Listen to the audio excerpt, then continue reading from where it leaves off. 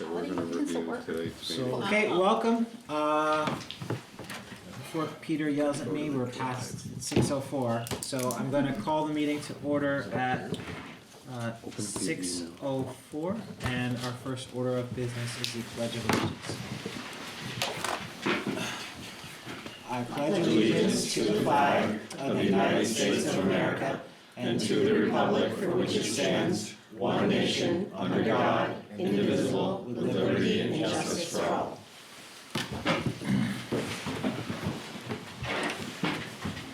So our first order of business is we have correspondence, visitors, and public comment. Is there anybody here this time who would like to make any public comment? I see there's somebody sitting here. Yeah, I'm Chris Shepard. I'm just officially putting my spot in for the vacant seat for Highgate. As some of you know, I've served on the board in the past. I have some free time, so I'm willing to give it a shot again. See if I can spend some time, help out. Thank you, Chris. Thank you. All right, anything else? Anyone in line?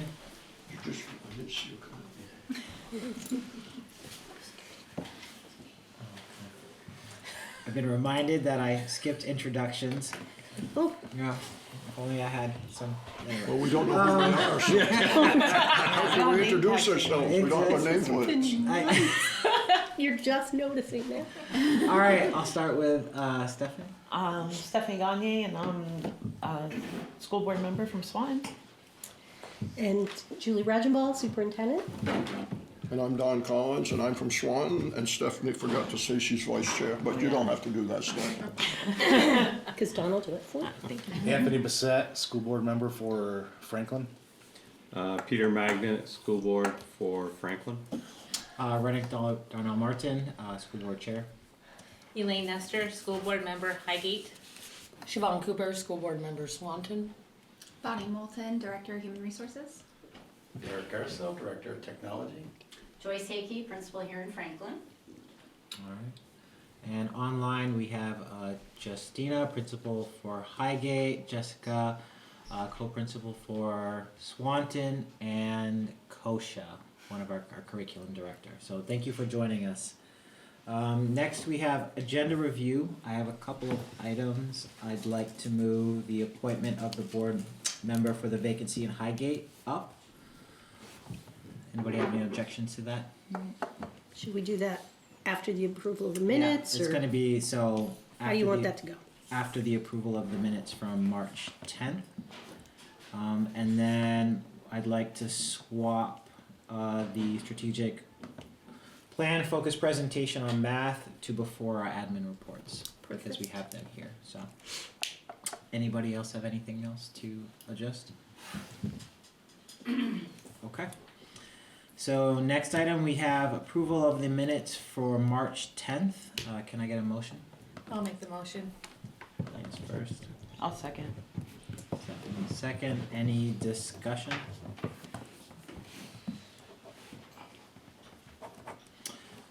All in favor of approving the minutes from March 10th, please say aye. Aye. Opposed, abstain? Alright, motion carries 8-0. Next, 7-0. Pierre's not here. Right. oh, that's right. Sorry. And we're in Franklin? Is she away? She's away. She's away. She's still in Florida? No, She's in she's Panama. somewhere. She's in Panama. Yeah, she's she's somewhere very close to exotic. the Panama Canal. Unacceptable. I suspect it's warmer there. Alright. I hope so. We think so. Perfect. Alright, motion carries 7-0. Next we have appointment of the board member for the vacant seat. So we have the one application. We received a letter of interest that I shared with you right before our last board meeting last Tuesday from Chris Shepard. And the board can appoint him since we have no one else who has expressed any interest to the school district. I'm sure everyone read the letter. For anyone who doesn't know, Chris served on the board for many years. Was chair for many years. Has done a great service from everything I understand. And I really don't want to make it that easy for him. I think he should go over and sit near Bonnie so we can interrogate him. Ask away. I'll make a motion to appoint Chris Shepard as school director from Highgate. And that would be a period of 1 Yep. year, correct? Correct. Till the next vote. The next vote would be, and the timing is, the remainder of the term is this year, and then it would be for a 3-year vote. Okay. I'll second that motion. Elena, second. Any discussion? No, I did say, I did make the question or ask the question in all seriousness. Chris is very, very active in the board. I think chaired a number of committees and found that with his business he had and everything else, he just couldn't do it the way he wanted to, but he did very well.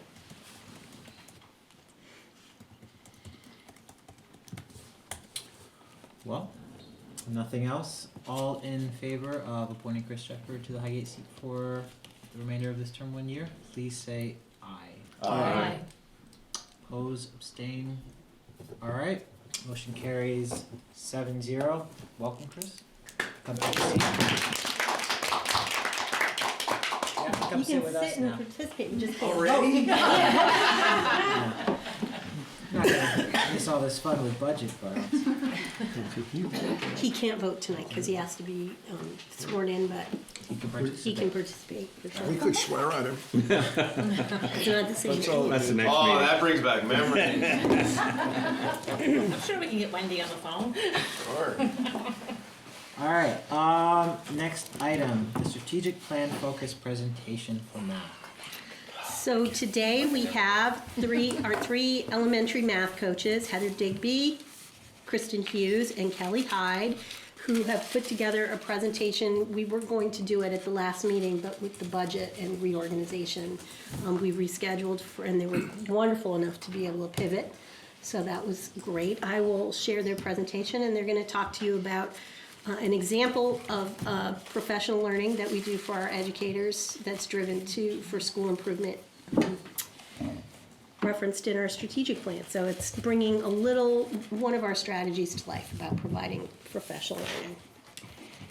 So I'll have you take it away.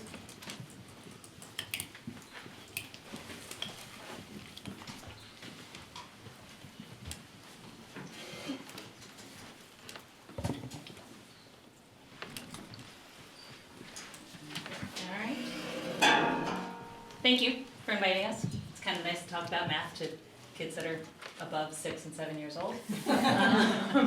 We're kind of giving you a little bit of update as far as where we stand on our professional development and how it ties in with our curriculum that we purchased a couple years ago. For those of you that are a little bit unfamiliar, we purchased and began exploring. We found some concerns in the fall of 2021. In general, we kind of started seeing that the surrounding districts were surpassing us in math scores. We started seeing that our teachers were receiving a bunch of PD and our scores weren't necessarily improving. And then we also noticed that our longitudinal data, both vertically as well as from school to school to school, really differed. So we found this opportunity to be able to invest in a program that was highly regarded, and we kind of took that opportunity. That program is actually called Illustrative Mathematics, and there are numerous publishers. We chose the Imagine Learning Company as we went in there. So you're going to hear interchangeable terms for illustrative math and Imagine Learning as we go through this. We chose illustrative math for several reasons. The three biggest ones really were that Ed Reports regarded it as high standing and meeting expectations. It not only met expectations in some categories, it met expectations in all grade levels and in all categories. It checked all the green boxes there really for us. We also chose it because in our beginning when we started investigating some of these different programs, we doped out a checklist of what we wanted in our district, what we wanted math to look like. This included some of our beliefs. This included some of our instructional tendencies and knowledge and structures and routines. And it included some of the things we wanted our kids and teachers to be able to experience, see, and hear. And illustrative math actually had most of that. The top two right here being, it met our big belief that all students can learn math. And it also blended well with our instructional routines regarding balancing not only content knowledge in math, but also some of those practices that we ask our teachers and our students to engage in. The last one actually has to do with assessment practices. Heather, what do you want to say about per unit there?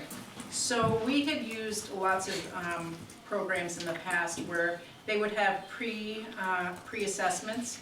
And what it was just questions based on the unit the current kids were gonna be doing. So most of the time you would give that and the kids wouldn't do well because they hadn't learned the unit yet. So that data was not helpful at all. This program had pre-unit practice problems which were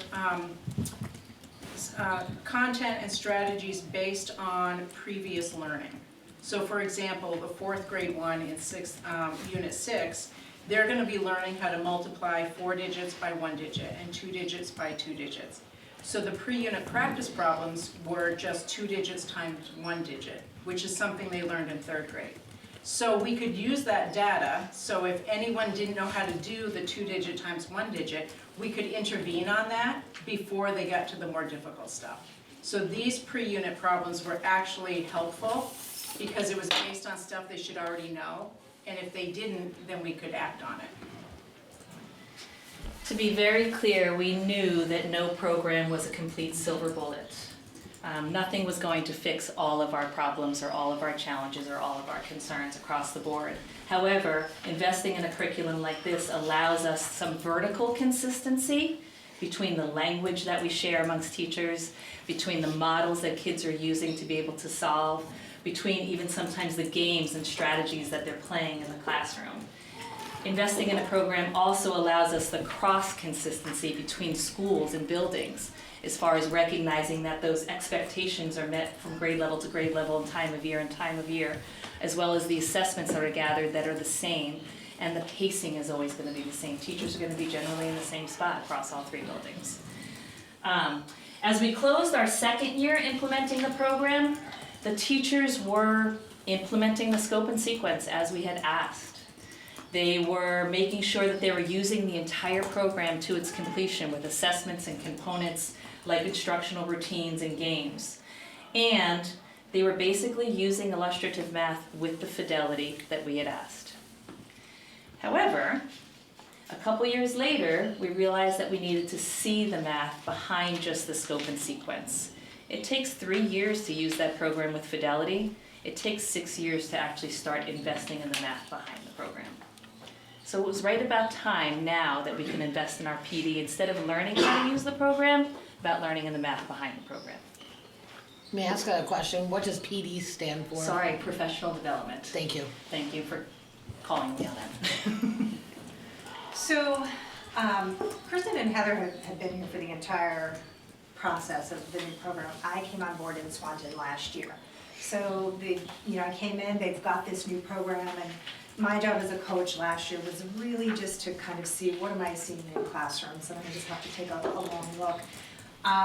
And by the spring of last year, I found out that we do common needs assessments. This is something I've not been a part of prior, and what this does in each school, we look at problems of practice within the area of math instruction, and we come up with why do we think that's happening. We go through a process, why do we think that's happening, and then we come up with strategies that we think will address that issue, and those go into our continuous improvement plan.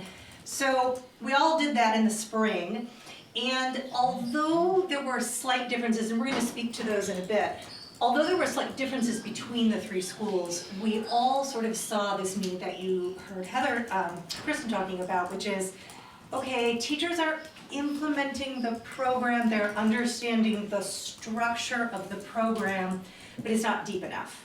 The instructional work is just not deep enough. So we hired this, through the process of the CIP, we hired this consultant, Brendan Scribner. He had some niche skills that I don't know that we would have found somebody else. The thing about illustrative mathematics is that we can use their consultants, but they offer certain things. They don't come into our school. They have certain workshops, and we had done some of that. It was not meeting our needs.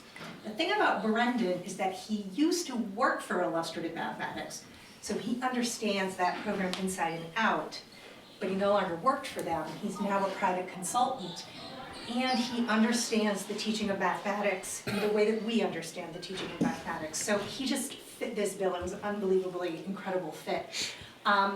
And so through some work, what we did is across the 3 schools, we designed some job-embedded professional development for, in this case, Tier 1 instruction, which is classroom level instruction. And I think Franklin maybe had 4 days. 4 days. I think we had 6 days. And I think Highgate had 7 days across the school year, which allows us to really get in deeper. It's not a one and done professional development, which is not effective, frankly. So we were pretty excited about this. And if you go to the next slide, we're all going to talk a little bit about the differences as we looked at our common needs. So let me pull my... In Swanton, when we do the common needs assessment, this is a little funky. The way we do this, we talk about a problem of practice, and it sounds like a problem. And we often in education we don't talk about the problem in the negative, and so you'll see it that way. But we have to get down to it. You gotta call it what it is. What I saw were pockets of instructional excellence. What I also saw was a lack of consistency for really high quality instruction. It's a big school. It's a very big school.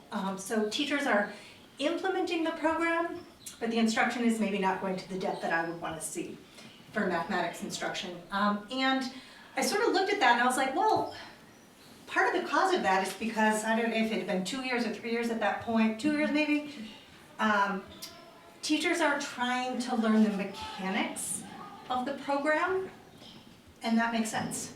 Of course, professional development at that point is going to be like, this is a very different program, it's a very different philosophy, which can be particularly tough for veteran teachers as they're trying to learn a different way to think about the teaching of mathematics. So of course we're going to focus on the mechanics. What does the actual lesson structure look like?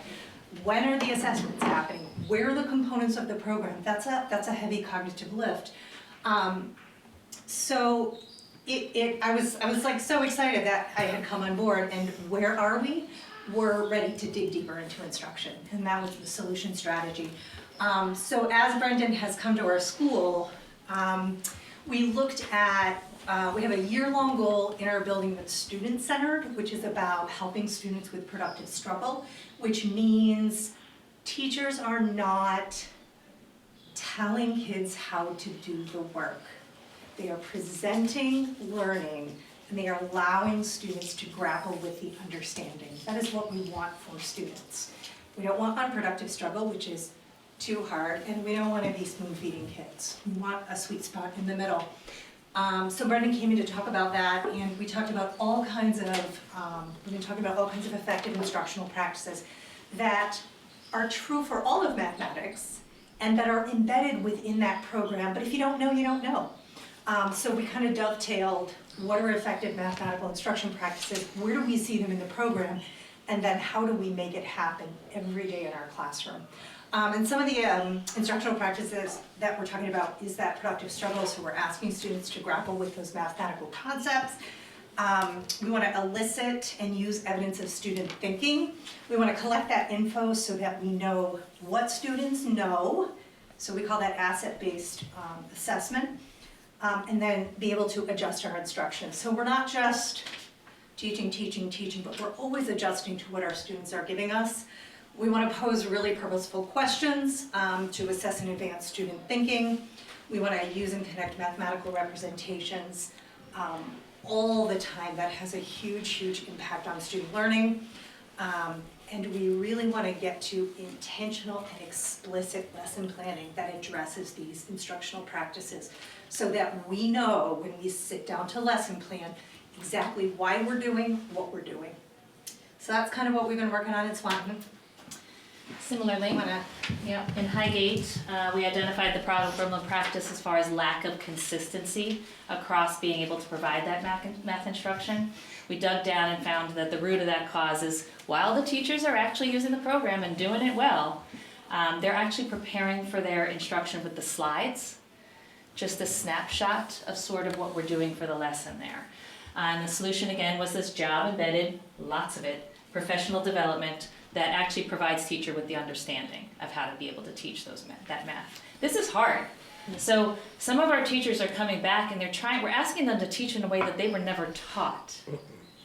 So we're asking them to sometimes to stand up and instead of making the math easy for a kid, we're asking them to make it hard and challenge them. You know, instead of actually asking the teacher to consolidate some of the easy solutions, we're asking them to let 20 kids loose and explore the math. And then have the management to be able to bring them back and tie together everything that they saw in the classroom. We're also asking those teachers to actually use just a few problems in the entire lesson, dig really deep, and kind of explore and tease out what some of those mathematical ideas are, instead of practice 20 of them over and over again. Again, not how people were necessarily taught. Teachers are worried. What if ideas go unnoticed? What if I miss something? What if nobody brings up the pertinent information? So what we wanted to be able to do was to take that explicit instruction that they were taught with and carry it over into explicitly planning a lesson to make sure that they can bring the ideas out. So that make sure that kids can see those connections. We did that in a couple different ways, and most of it has been working together as far as helping teachers plan. The impact of this instruction, slide please. I told you to be explicit about it. Has been sort of assessed at 3 points throughout the year. We basically looked at gathering teacher reflection statements. So in the beginning of the year, at some point in the year, and a little bit later in the year, how teachers are responding to now planning. In the beginning of the year, we asked them pretty much, what are 1 or 2 central things that you do when you're planning to teach math? I really want you to see the big word, the lesson there. And the lesson is the primary response that they gave us as far as that. And the lesson, the statements included things like, I'm going to look at the lesson purpose. I'm going to think about the goals of the lesson. I'm going to read through my lesson. I'm going to read through the teacher's manual. I'm going to read through my lesson. I'm going to read through my lesson. What do you think they're doing to prepare for their math lesson? They're going to read through their lesson in the beginning of the year. Awesome. Fantastic. It actually irons out the goals there too. In the second part of the year, in October, when we asked them what are they thinking about some concrete planning there, the responses changed a little bit. You'll notice that the bigger, more common words in there include curiosity and questions and solving. Teachers started reflecting on their lesson planning and saying, I'm going to incorporate they didn't say gonna, I'm going to incorporate some of the question stems with my teacher planning guide. I'm going to focus on asking advancing questions. I'm going to create a bank of curiosity questions. I'm going to ask curiosity questions. I'm going to plan the questions I'm going to ask my students. In October, they're basically telling me that they're starting to prepare the questions that they're going to ask their kids and then wrap it up in the end. In March, as in like today, we asked the teachers, what are 1 or 2 things that you could actually do when you're planning your math lesson, your math day again? Note that big lesson word is back in there again, accompanied by students and goals, but listen to how they actually reflect on the lesson now.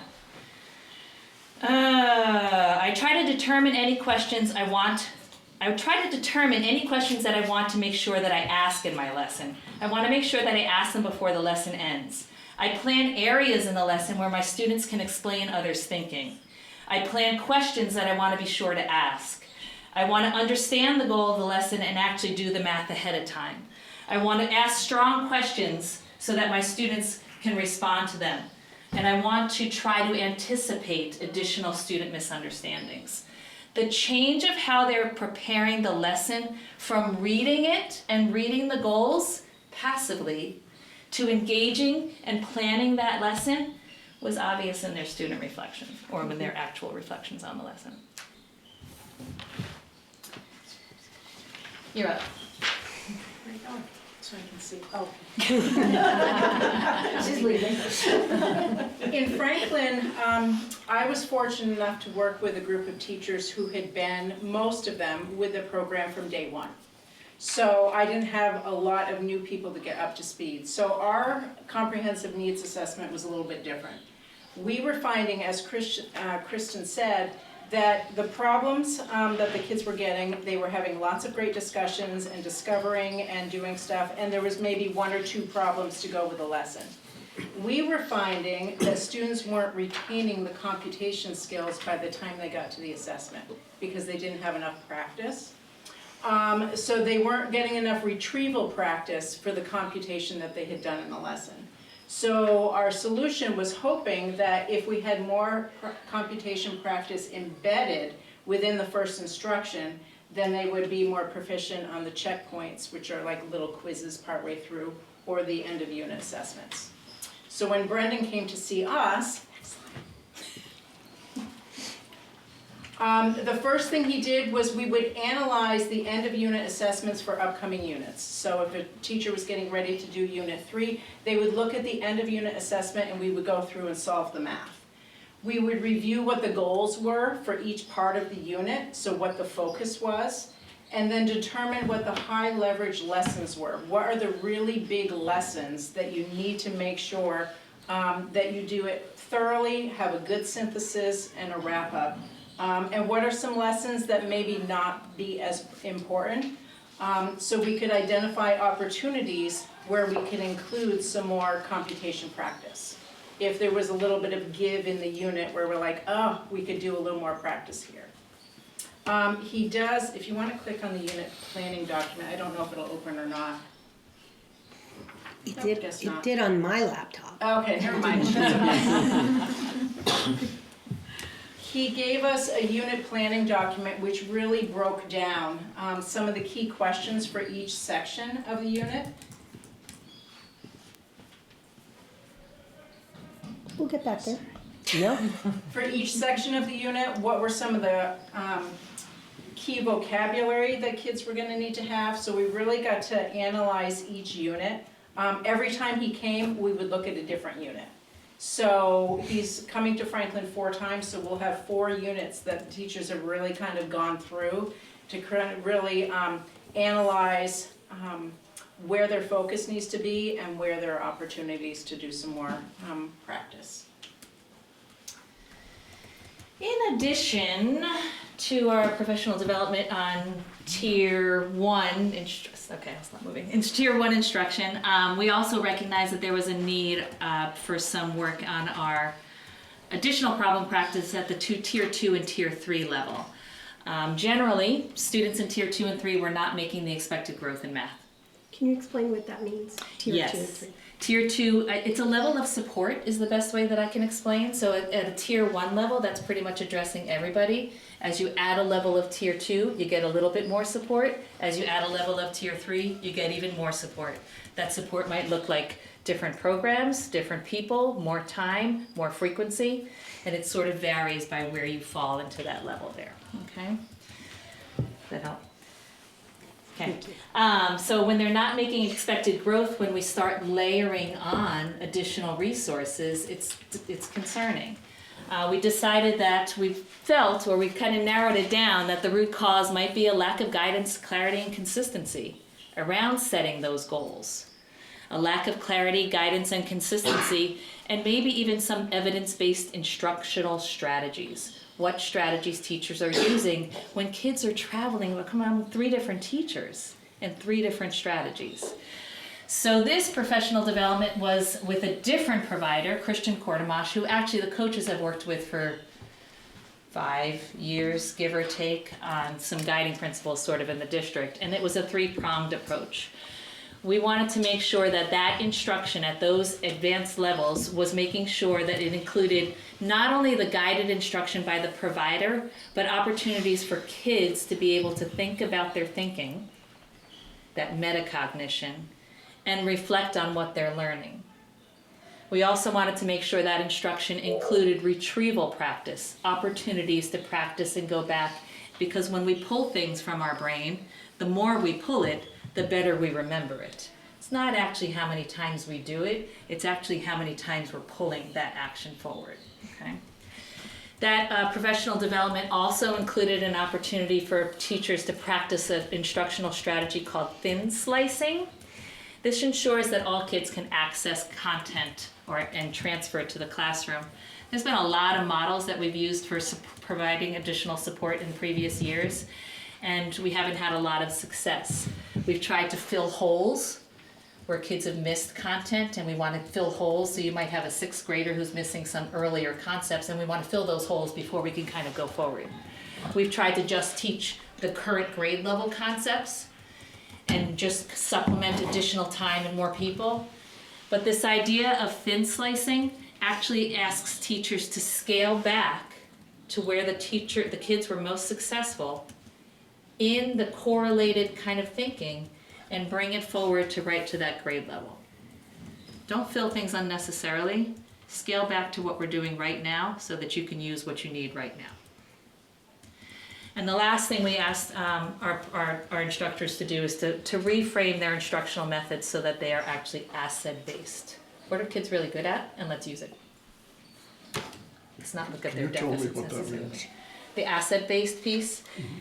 The best idea is that we kind of are capitalizing on kids' strengths. We get to learn where a learner is and what they're successful as, and that's what we're going to use to teach instead of trying filling what you don't have right now. Okay. This one will open. So we've talked about what we're doing. Oh, yay. We've talked about what we're doing in each school for first instruction, which is the classroom instruction, what we're doing to support kids in intervention. But the current reality is that even with the best first instruction, by the time the state testing arrives, we will not have taught everything that students are going to see on the test. That is just reality. We have told our teachers they are not to cram everything in by March.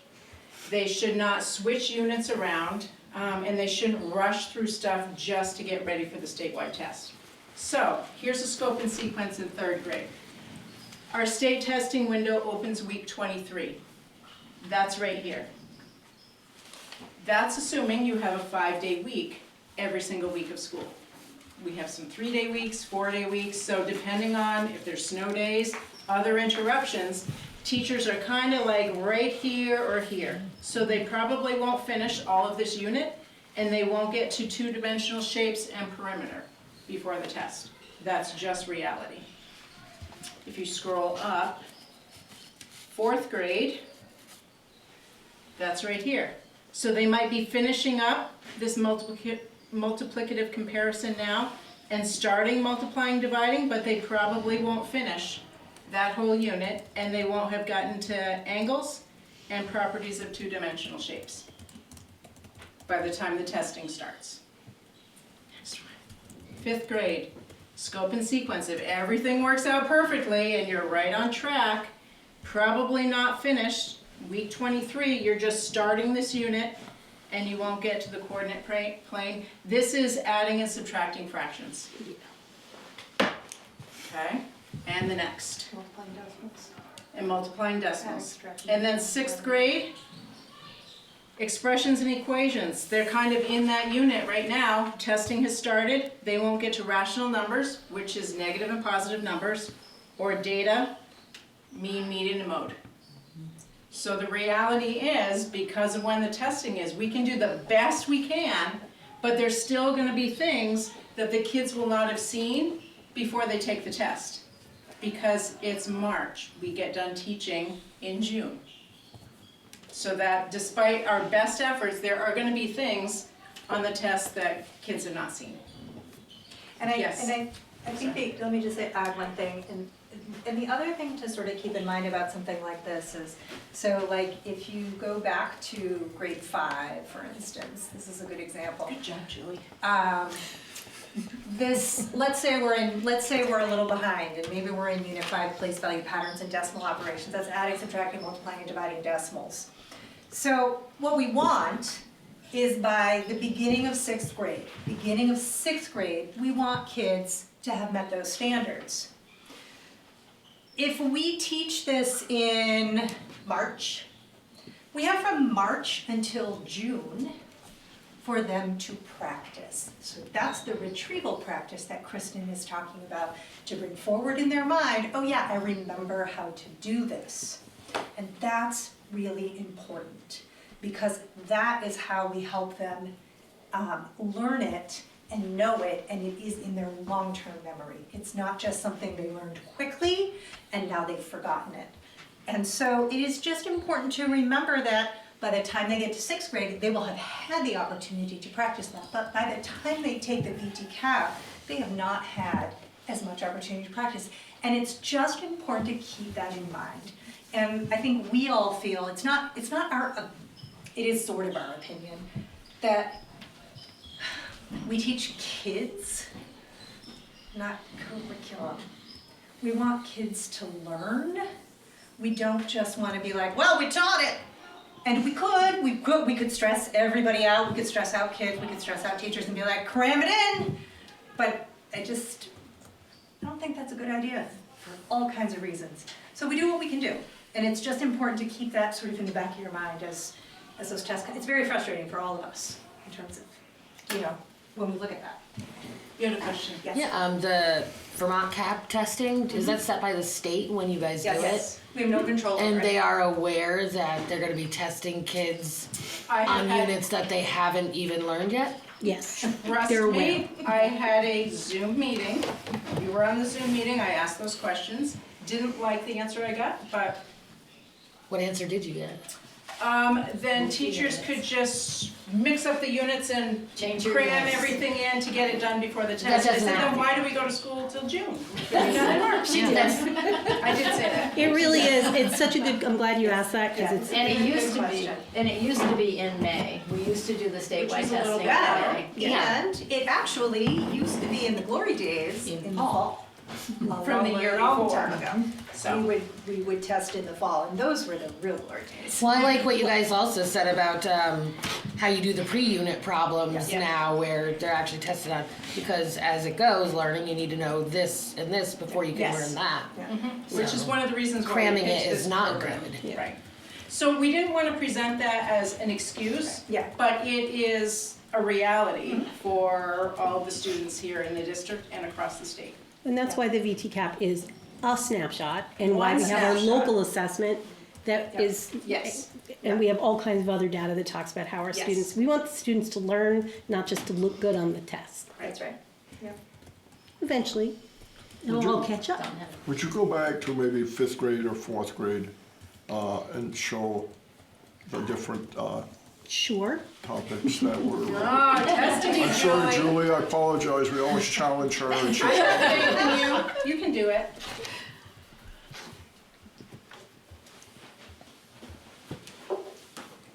There we go. Okay, that's good. Okay, I'm gonna find out how good a math teacher I was. All right, so you see all of these different topics here, scope and sequence. Is there any reason why shapes, I think it says shapes on The coordinate plane, yeah. that has to happen there? Is there any reason that has to happen there? I mean, does this all build on the previous unit? Some units do. That one, not necessarily. They do a little bit, I believe in, no, it's 6th grade. They do, they might do area with shapes on the coordinate plane. This is a unit that's not listed as a high priority unit. So it's at the end, which is kind of okay. Right. Because it's the end of the year, you want your heavy hitting units earlier. Okay, that's. But still, there are questions on Okay, the but test so around even that. though it may not be as critical Right? in the teaching process, it's still on the test. Yes. All right. So then my next question, and then I'll stop it there, 'cause we'll get going all math all night. Does anybody ever do well, I know they do, item analysis? Do we do an item analysis? Funny you should ask that. Funny you should ask. That was one of my other questions on this Zoom call with the state. So they stated that their focus on the test would be on the critical units. However, when they listed all of the content, say ratios was 27%, and geometry was 22%, and something else was 23%, and all of them were in the 20s. I said, it seems like they're all kind of proportionate on the test, regardless of whether it's a critical unit or not. And again, there was no answer for that. So I did ask that question. We do get the item analysis, but the problem was everything was weighted equally. So, Kosha's in the middle, actually, the emails were flying today. Kosha's in the middle of conversations between illustrative math and the questions on the VT cap and kind of and the STAR testing and really looking at kind of what's all happening there, because our STAR scores are obviously very, very different. They're much higher than our VT cap scores. That seems odd. So Kosha's in the middle of investigating all of that. It's actually kind of fascinating. That's all we have to say about that right now. Thank you. but like Julie said, this assessment is just one snapshot. Right. We have a lot of other data and a lot of other stuff on how kids are doing. This is just a more public snapshot. This is this is the reported publicly though, Yes, right? yes. They don't know all the good data that we Exactly. have. Okay. Correct. Okay, good. So, we talked about, this is, when we think about MTSS, which is multi-tiered systems of support, this is sort of the big buzzword in education right now, which is, are we working at our classroom level? Are we working at our intervention level? What are we doing at? In this case, we're gonna call it special education. That can change depending on where you are. And our professional development that we did in mathematics addressed all of these. And addressing the professional development in each one of these tiers is important in its own way, and they all feed into the success of all students. So when we think about strengthening tier 1, this is sort of obvious. This is where all of the kids are. We need strong first instruction. She didn't touch it. She didn't touch it. That's gonna impact the most kids. And so we need that classroom instruction strong. However, when we have really strong classroom instruction, that means that we don't get an overabundance of kids in intervention. We don't want an overabundance of kids in intervention.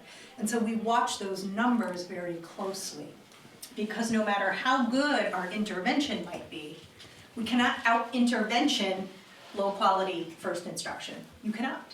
You just cannot. And the job of our intervention is not to fix problems in tier 1 instruction. Our purpose in tier 2 for intervention is to fill in prerequisite gaps in knowledge for kids so that they will be more successful in the classroom. That's its purpose. So we want to keep this strong so we don't have too many kids and we can't service all those kids. And then when we looked at the work we were doing in tier 2, we didn't talk about this earlier, but we really were addressing systems issues in tier 2 and instructional issues. So one of the things we all did in all of our buildings this year as a result of the work with Christian Quartermash, we all pretty significantly changed our math intervention structure, the entire system. The system kind of looked like, I'd say the best example is that we would kind of structure our intervention differently. Typically a kid would receive intervention services for 6 to 8 weeks. Or and longer. The biggest switch was that we tried to shift to this rapid cycle of intervention, 3 to 9 sessions, start with where they are, get them to where they be, stop, see if we need it again. Yep. It's a little bit more flexible. And it's really based on the unit, the classroom instruction units. It's not just random cherry pick stuff. It all aligns content-wise, which is really important for kids. Because if I'm in classroom instruction and I'm in intervention, I have one math. I might have I might have a small group here, but we're working on the same math. So that's really important. And then instructionally, our interventionists got to work with Christian Quartermash, and Christian Quartermash is a really gifted math guy. He's really quite something.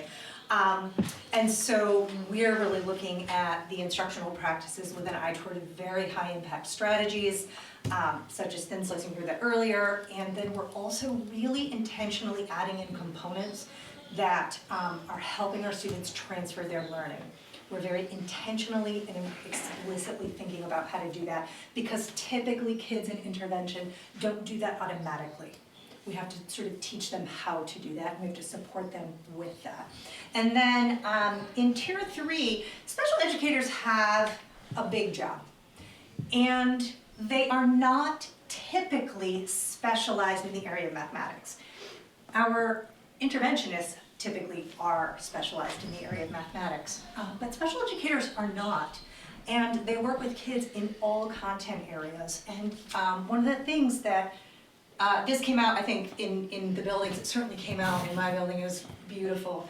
They were talking to me last year, the special educators, like, we need to know more about math instruction, like, quite simply. And what a beautiful thing for them to sort of say and to own.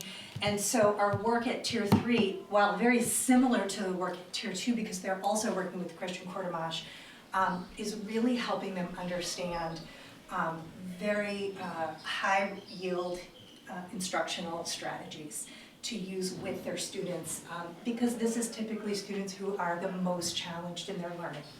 And it's just such highly specialized work. So that's been really, I gotta say, that work has been incredible. So as we think about instructional change, as we think about moving from a common needs assessment to a CIP, a continuous improvement plan, on paper it looks like something. This is what it's looked like for us this past year. And it takes a lot of really concerted effort on multiple fronts. It takes a lot of time.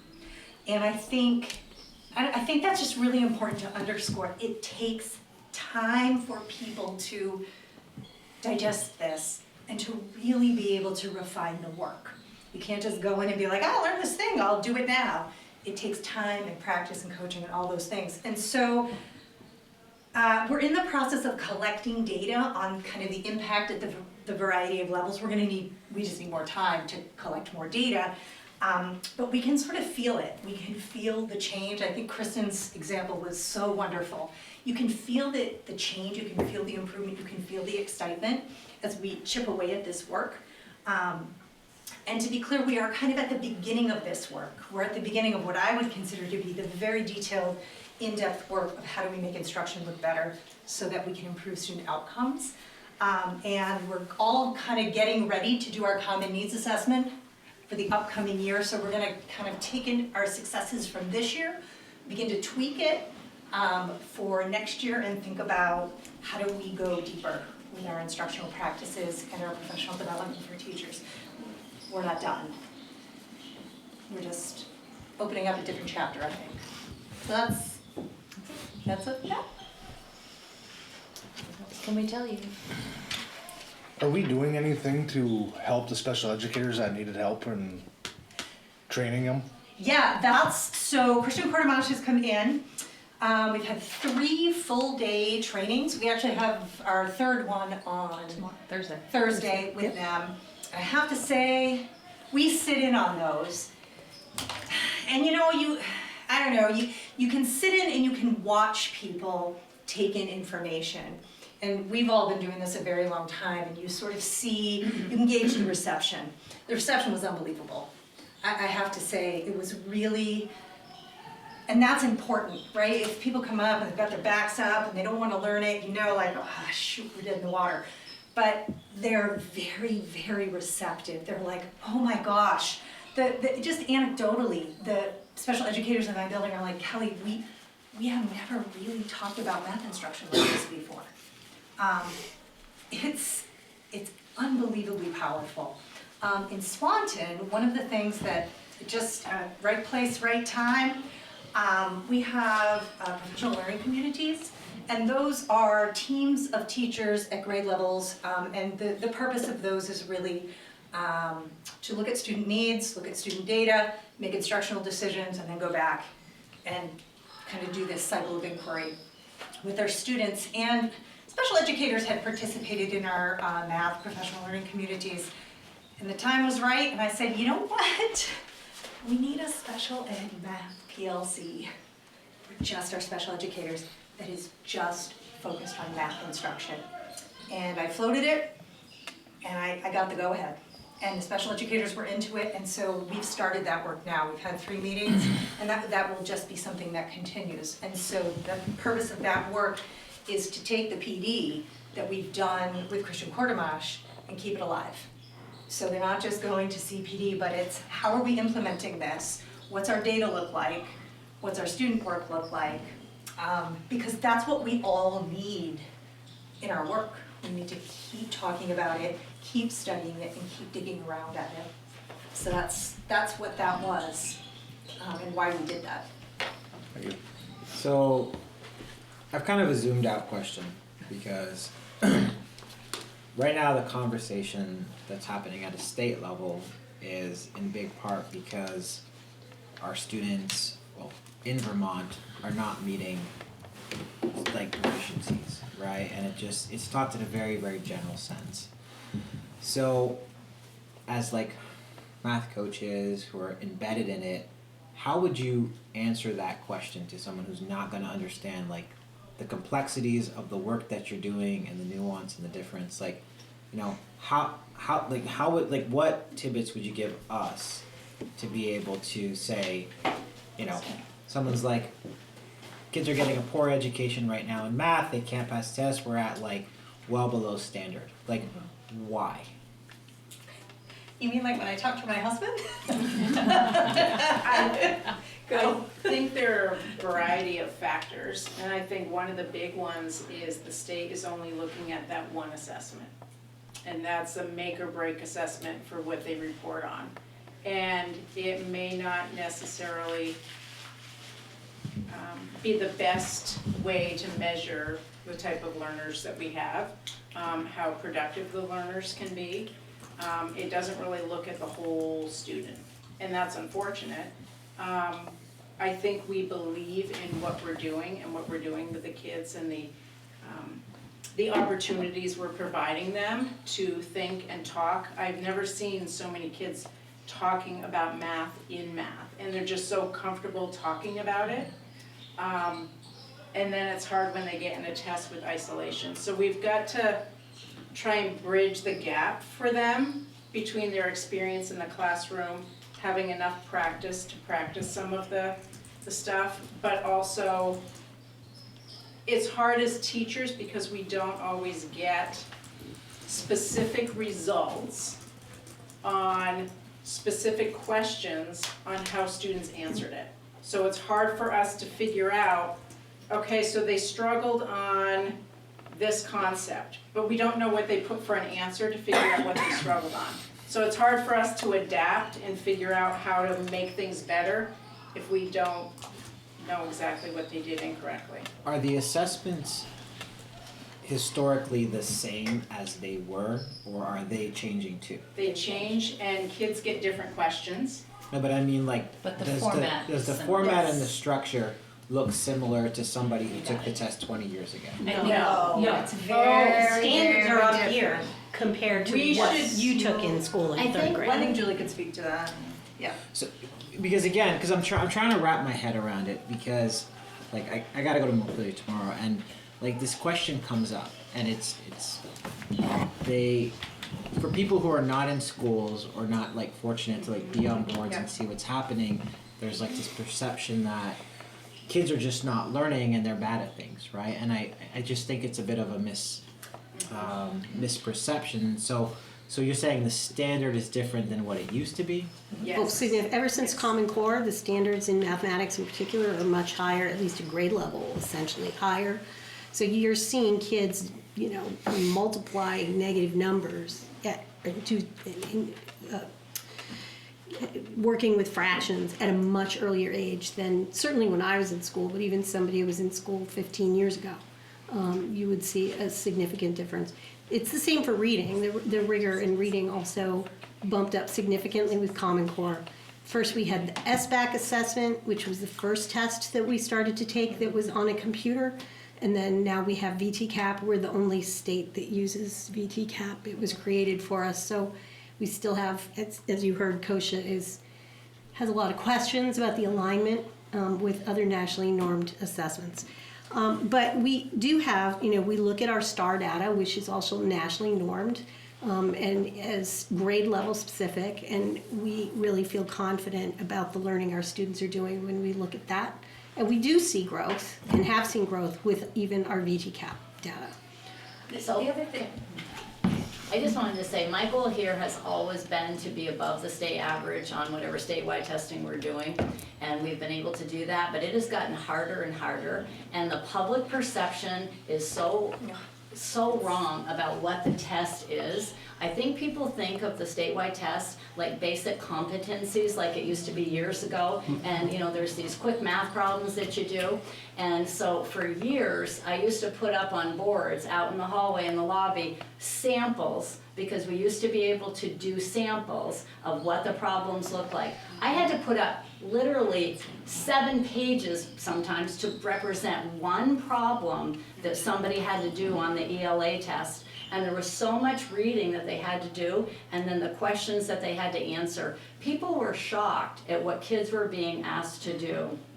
And I think that people just don't understand the level that we're asking kids to do. And I have really high expectations, and I have no problem with having high expectations. But I believe, and Kosha could speak to this more, that the state of Vermont actually has a different standard for math even than they do for ELA. And I know Kosha could talk to that. But I think that this idea that all our schools are failing is really disrespectful to teachers, to kids, to parents, because our kids are learning. And just, I'd like Kosha, if you could, to maybe explain about that, because Kosha and I talked the other day, and Kosha has been talking to people in Montpelier, and I think it's really important that that gets out to the public what the standard is and what we're expecting from kids. And I do want to just say one more thing. What Heather said was, years ago when we were doing the NSREs, they did release tasks. Yes. We could look at those tasks and literally figure out, oh, on this question, this many kids got this wrong. And we're like, geez, did we teach that? Maybe we didn't teach it. Did we not teach it well? We could work on that and figure it out. We don't get that type of information anymore. It's a huge category that we're looking at, and we're like, oh wow, we didn't do well on that.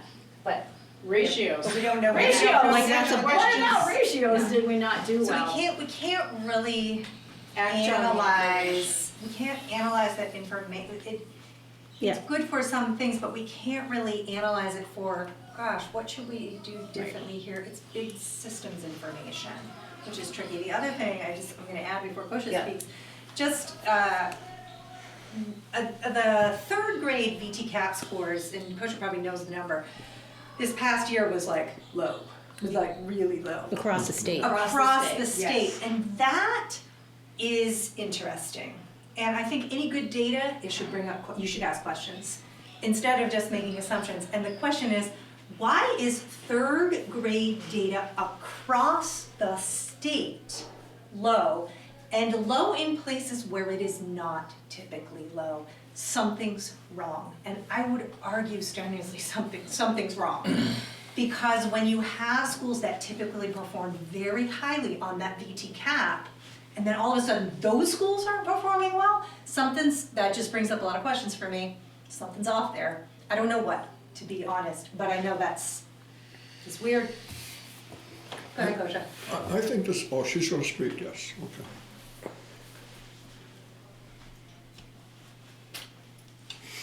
Yeah, I think, we've been looking at all this data and really trying to figure it out. And the questions I'm really asking is, if we're using an evidence-based math program, why are the VT-CAP scores so low? And unfortunately, nobody at the state is able to give us any answers, but I keep pushing and asking for more information.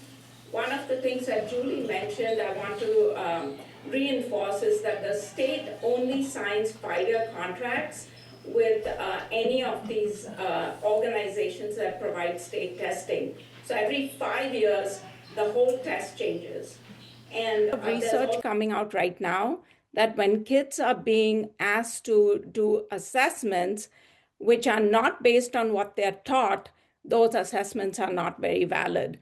So that kind of research is coming out in both English language arts and math, and people are beginning to really question the validity of these large-scale assessments. So as Julie and the coaches have been mentioning, we are really focusing on using our local assessments, which we know are more based on what we are teaching our students, rather than a company out there who has people writing these test questions and giving our kids who've never seen our kids, who don't know the context. And so I think that that's one of the things that the state is also working on. We've heard from the Secretary of Education this, they're really looking into changing the way that they're measuring student growth and how they're analyzing data. So we are looking to get more information from the state.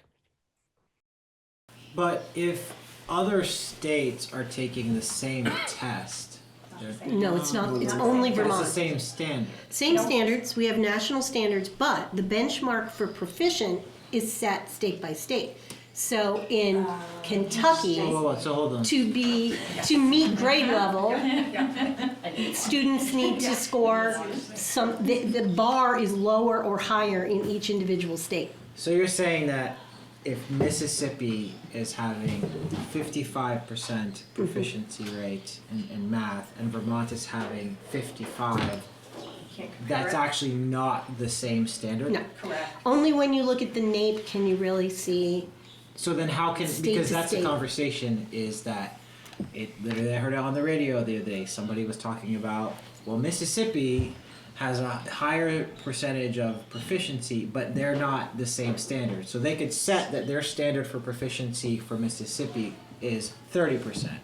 And if everybody met that, I would assume. Oh, States in the country have not adopted the Common Core standards. So Vermont is one of the states that did adopt Common Core. So yes, to answer the question, I mean, educators are involved and hopefully they make sense, right? But every state has a plan with the federal government called an ESSA plan, for Educational and Secondary Education Act plan, for federal reporting. Because that's the only reason really we take this test, is for federal compliance. So, and every state has a different plan and a different test. When it all started, there were 2 tests you could have. One was PARC and one was SBAC.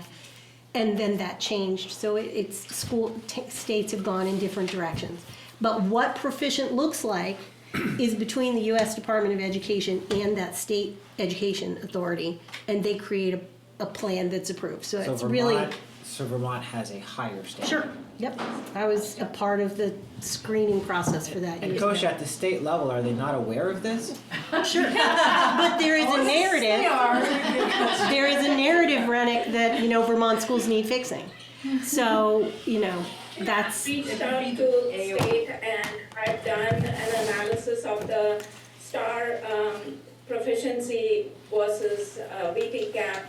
And when I did that analysis, especially in math, kids have to be between 50 to 75th percentile on a national level to be able to meet the standards in Vermont. And that is very unrealistic. I have sent it to the secretary, I have sent it to the director of assessment, and I never get a response back. Can you send it to me, Kosha? Absolutely. Yeah. Okay. And if you would like, I can look into pulling out practice problems for each grade level and sending them to you. You should pull out the Because formats. I live and breathe math. And I printed out the practice problems and did them. A 3rd grade problem, I read it 6 times because I was not quite sure what it was asking. And I do this stuff. And I'm like, And she is good.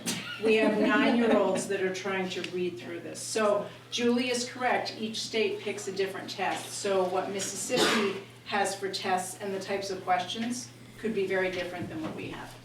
And I want to make it clear, nobody is saying that we're happy with where we are. Correct. There is Right. certainly a trend that kids need to improve in math. Those standards are higher, they're not, and we want kids to be doing better all the time. However, there is a narrative that schools are failing, and that's an unfair statement, considering schools are doing more and teaching kids at a higher, deeper level than 20 years ago. That's actually, the alignment between pedagogy, curriculum, and assessment really needs to be complete in order to make education work. And our assessment currently is not really mirroring how we're teaching right now.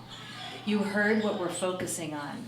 Calculating is one part of math, but justifying an answer, anticipating how you're gonna approach a problem, making sure that you can persevere and revise and go back, represent the problem in a variety of ways, not just numbers. Those assessments are not built to assess those practice standards, those beliefs that we want our kids to be able to have, because you can whip out a calculator anytime you want, but if you don't know how to use it or interpret the problem, then it's not worthwhile.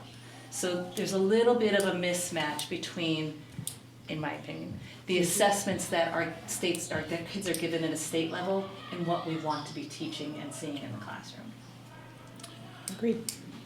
Just want to make a comment. People don't have to agree with me, but if you've been in education more than 20 years, you may remember a time that our Department of Education was properly staffed. You had high-quality people who would come up through the ranks as teachers. Some of them had been administrators, but they had a niche. They'd been a science teacher or a math teacher. Thank goodness my career was in the, I don't want to call them the good old days, but you could pick up the phone if you were a math teacher at a high school and kids were struggling. And when there was assessments or new ideas that came along, the Department of Education was there with you. If you were a principal and went to the VPA conference, there were people from the agency, well, the Department of Ed then, and they were there not only to get to know you as a professional, but know about your schools. The Agency of Education, I would doubt if they have 60% of the people they had 20 years ago. They've been cut, they've been cut, they've been cut, and I'm not going to say we're at the low point now. So until we get leadership at the state level, that starts with the governor, Democrat or Republican, that starts with the people that bring on board to take and work with the schools. I'm not in it day to day, but when I talk with people, and I think Brendan Scribner was a graduate of BFA Fairfax in 1987, if he's a young man that comes out of the White River Junction area. Yes, he is. Yeah, I could tell you some stories about him. Don We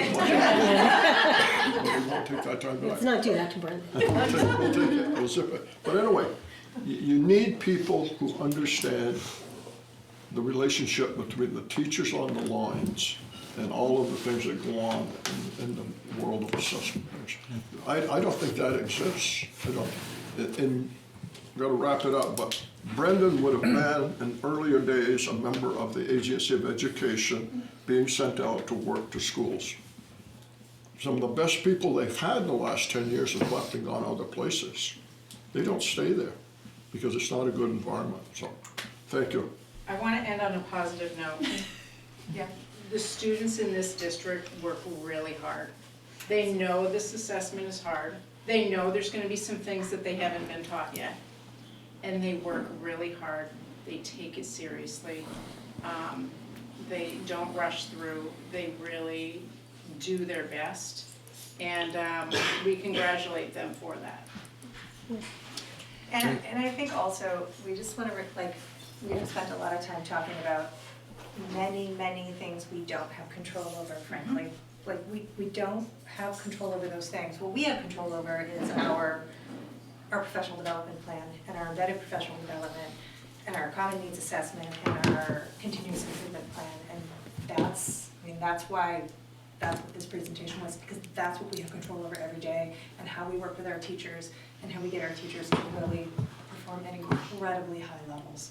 And that's what we keep focused on. I don't think about the VT-CAP a lot, because we take it, we do the best we can, and every day we have to show up, so. Chris, you have anything? I actually agree with you completely about the VT cap. I don't put a lot of weight into that, but that's not what my question is. My question is, so this was from K6 and whatnot, well, about 7 to 12. Are they using a similar program? Great question. Or what's the flow, how does it flow to the our next level student? It actually was one of the factors that we kind of thought about when we were picking that program, you know, what actually can span the district as far as what's here. So as we mentioned, illustrative math has multiple publishers. Our publisher is Imagine Learning, we use that K6.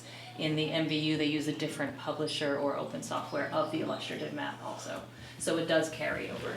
So our 6th graders move into MVU with some of the same strategies, the same vocabulary, the same language, the same instructional practices that they would see.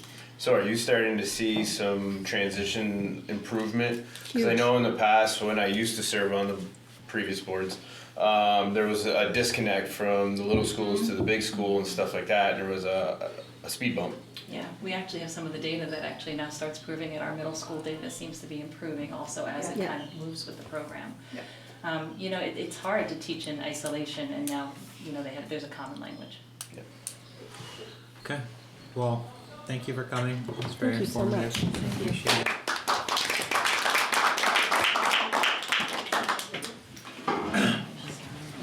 All right, next we have some patient principals who've been there. So we have administrative reports.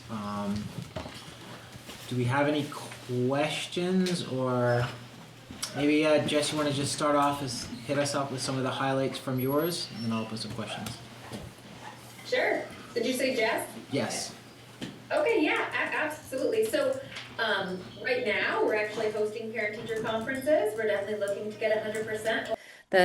Today and on Thursday. And anybody that doesn't actually have a chance to come in and hear about how their kids are doing or to hear about some of the progress, we reach out or they reach out and we try to connect in some way so that they can get some of the information about how their kids are doing. But obviously, we're trying to get 100% of our families in to hear about their kiddo. Another thing that I wanted to just mention as a highlight is that we've started to think about next year. Some of the things are just around our master schedule and some of the PD, like you heard the math coach talk about. We started our needs assessment, all those kinds of things that are excited. Even though it's March, we're starting to think about next year.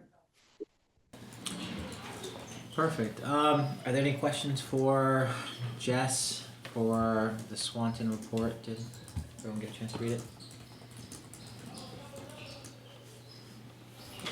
All right. Well, looks like you have a light night, Jess, and tell Yeshua we understand. Okay. Justina.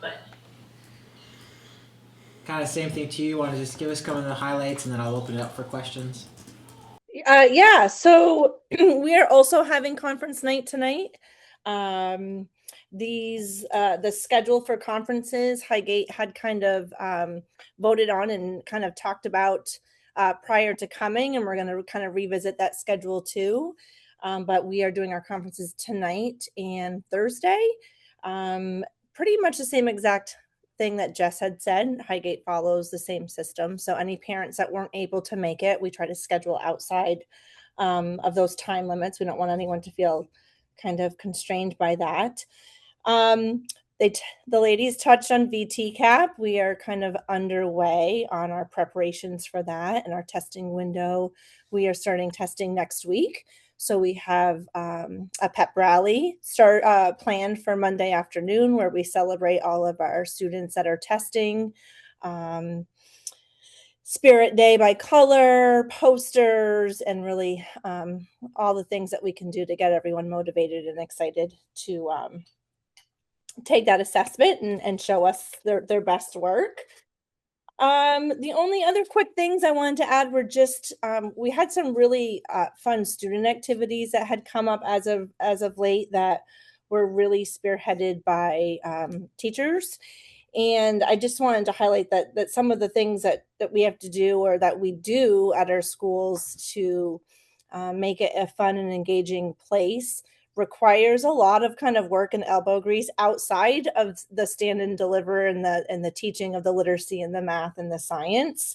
So I just wanted to kind of give a shout out to some things in the memo, like our musical chairs, school-wide celebration that was coordinated by our PBIS team, and our hat performance of Rapunzel that was a part of our Crossroads program. that Ernie Hemingway facilitates here, which is hugely popular in Highgate. And the Great Kindness Challenge, Arlie Hiskey, our school counselor, spearheaded those efforts, school-wide efforts to take part in the Great Kindness Challenge, where students do all sorts of different things, extra things for kindness, and staff participated too. And then the last one I wanted to highlight was JC Rivers, our art teacher, who, as part of really kind of expanding students' view of art and what it means to be an artist and be artistic, did a mini unit on taxidermy. And we had a taxidermy presentation here at school. And it was really popular and well received, and just, I thought, a real genius way to kind of expose our kids and our community to viewing that as a form of art, because it truly is. So just wanted to highlight some of those things for our teachers that do the extra too. So I guess that's it. Any questions for Justina? I feel like I'm on a speed now, shouting it all out. Joyce? I'm just gonna stand up because I hate not being able to see people. So first, I wanna apologize because my report was really long this time. I hope you have a chance to read it. I don't usually write one that long, but it has been a long time since we have done reports. So there were a lot of things that have been happening, and I'm gonna zip through them, but I don't wanna leave some things out. Because I do wanna do a couple of shout outs like Justina did too. First, we have had a lot of our American Reading Company professional development since we met the last time, both in person and virtual. And I really want to thank Retrainer, because I've said several times when I've written about this in my reports, just how beneficial it's been, because it's been really customized for each teacher and each class. And the reason that that can happen is because Bree, who is also our interventionist, so doing direct services to kids all day, meets after school or lunchtime or prep time with each teacher and talks about what it is that they need from that professional development for their kids and their classes. And so that is what has helped to make it so effective.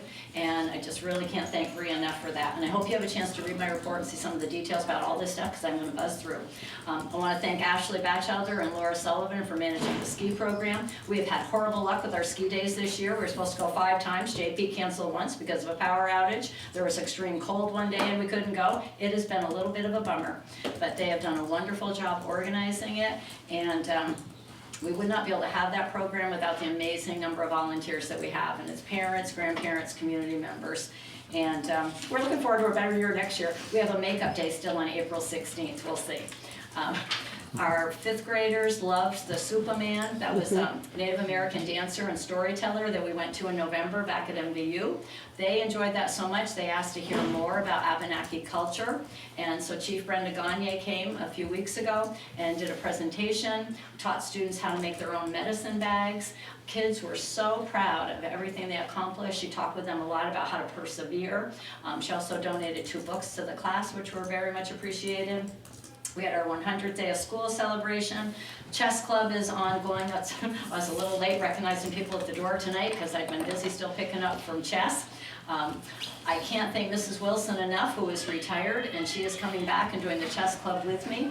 And she also helped organize our senior dinner. We had our 31st or 36th annual senior dinner right before February vacation. Senior citizens in Franklin invited for lunch and entertainment. And it was just, it's my favorite day of the whole year. It's a whole school effort, and the 6th graders are the hosts. They do the meet and greet and serve the seniors. All the kids in the school work on like placemats and the artwork that's in the gym. Anyway, great day. I want to do a quick mention of our half-day in-service on February 6th, because I know sometimes people worry about, oh, those half-days, they're hard on families, but I am telling you, we only have, 2 now, and we use that 3 hours so incredibly. I mean, we look at all of our data, every type of data that we have. We look at what the strengths are, what the needs are, next steps. We alter our continuous improvement plan. This year, because it was February, we also did all of our training that we needed to do around the statewide testing and talk about the schedule, supports, and all of that. And some of the other fun things, and you think, oh, they're just fluff and fun. It is all about community building and building pride and community with our Spirit Week. We had our big Franklin Super Bowl. We played the 6th grade. We were behind for 3 quarters. I do have to do a quick shout out to the staff because we came back in the 4th quarter and had a narrow victory. And now they're dying to beat us in the March Madness basketball game. And as Justina mentioned, testing started today, or we started testing today. That will be going through April 3rd. It is multiple days of testing. This is not just like you go in and you spend an hour. It is several days of testing, and it's really intense. And I put a little challenge in there for you with all our gingerbread people, because again, it's a fun thing. A couple of staff members take their own time to do that, and it is the most joyous thing to see the little 3-year-olds and 4-year-olds in kindergarten and walking around the building and saying, there's one, and counting them and trying to figure out who is who. So anyway, I apologize for taking so long. You're going to see my upcoming events. We have parent conferences Thursday night and Friday morning. And there better be 100% of people there. And we'll make sure that happens. I have made 179 conferences. I don't have 179 kids, but some parents have multiple conferences, and I've talked to every single one of those families. And it's just a great opportunity to just say, how are the older kids doing, and what's going on, and touching base. And it takes a lot of time, but I think it is time really well spent, because then they know how important I think parent conferences are too. Julie knows I had to stop my meeting with her or take one of those every calls. year. Anyway, thank you all. I do hope you read the reports, and if you have any questions after you read them or now. Yes. Joyce, did you turn the heat off? Okay, I'm freezing too. I thought it was just. Are you cold? Yes. Wow. I got hot when we had that state testing contest. I was fired up during that. I don't know if Jamie's still here. We are a little short-handed because we have lost a custodian. And so I will check with Jamie and see if I can get him to crank it up. Oh, but I just asked me. If I'm the only one that's chilly. I'm cold too. I do have coffee over there. I'm always cold. There is coffee over there. I do have coffee over there. We're just a little colder than Swanton. We can just, Yeah, it is almost colder in Franklin. Does anybody have any questions for Yeah. Joyce or Don? You walked away for a second, or any of the other admin while we have them? I'm gonna let them go. Okay. I'll go check on the heat. All right. Thank you, Jess, Justina. I appreciate it waiting through that presentation, and good luck with the rest of the week. Hey, Jamie. Thank you. Thank you so much. Take care. Thank you. Bye, guys. All right, have a good night. Okay, next item, we have FY27 budget adoption. Julie, can you bring up the budget draft? yes, I can. Okay, thank you. Stop.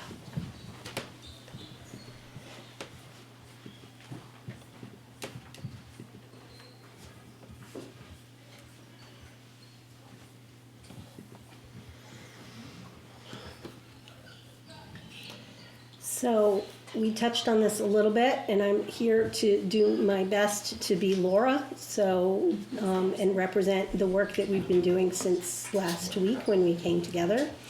And Elaine, please jump in. So Laura did share about the timeline. I don't think there's anything different there from last week when we shared. So again, the highlighted here on the bottom, the bold, we would expect, should the board adopt the budget tonight, which is our plan, that we would order ballots tomorrow morning when Laura gets back. That takes about 10 days. Absentee ballots would get to the town quickly. All the normal processes would take place, including the paper ballots, and people can do early voting and so forth. The warning will be posted, and I have that here for us to sign when hopefully the board adopts. The informational meeting will be the Tuesday before the vote, and that will also be before the vacation week, which is what was important to us. So, and then the revote would be held on the 14th.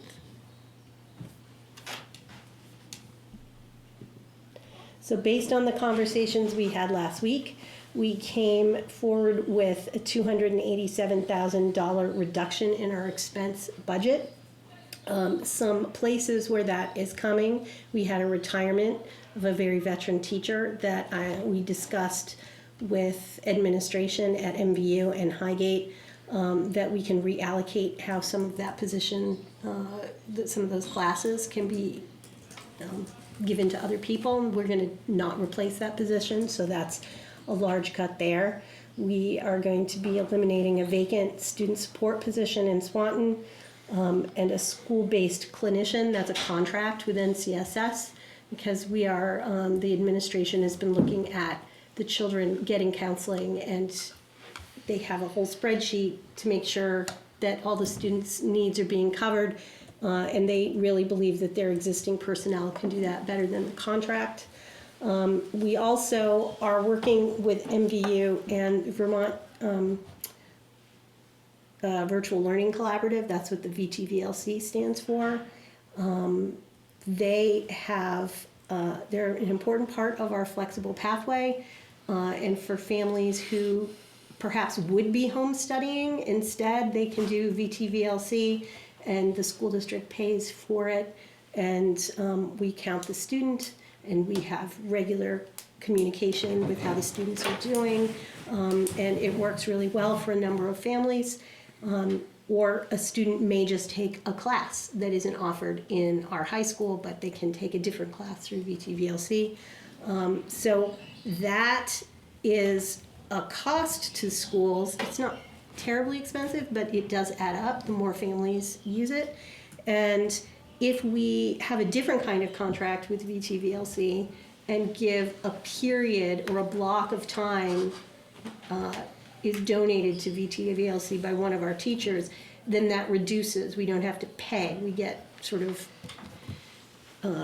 we get so many free seats or so much free tuition based on every teacher that we're able to give some time. So MVU is working with the teachers who are interested. We have at least one identified that it will definitely work, and we're also, there may be others, but that will be a savings to the district of between $20,000 and $40,000.